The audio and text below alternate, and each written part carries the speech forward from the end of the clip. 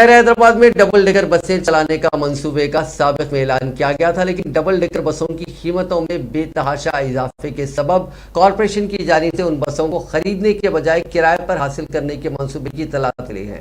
موثوق ذرائع کے مطابق کمپنیوں کی جانب سے ڈبل ڈیکر فی بس کی خریدی پر اس کی قیمت تقریباً 70 لاکھ روپے ہو رہی ہے، اور اتنی زیادہ قیمت دے کر بسیں خریدنا فی الوقت کارپوریشن کے لیے مشکل ہے۔ اس وقت کارپوریشن میں کرائے پر بسیں حاصل کرنے کے رجحان میں اضافہ دیکھا جا رہا ہے۔ ابھی تک تقریباً 3000 کرائے کی بسیں کارپوریشن کے زیر استعمال ہیں۔ مزید 70 بسوں کے لیے نوٹیفیکیشن جاری کیا گیا ہے۔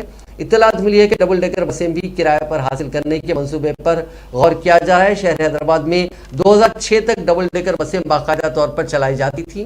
بھاری نقصان کے سبب ان بسوں کو سڑکوں سے ہٹا لیا گیا، لیکن چند ماہ قبل ایک شہری نے ڈبل ڈیکر بسوں کی یاد کو تازہ کرتے ہوئے ٹویٹ کیا، جس پر ریاستی وزیر بلدی نظم و نسق کے ٹی راما راؤ نے اس ٹویٹ کو وزیر ٹرانسپورٹ اجے کمار کو ٹیگ کرتے ہوئے یہ خواہش ظاہر کی تھی کہ دوبارہ RTC کی جانب سے ڈبل ڈیکر چلائی جائے تو بہتر ہوگا۔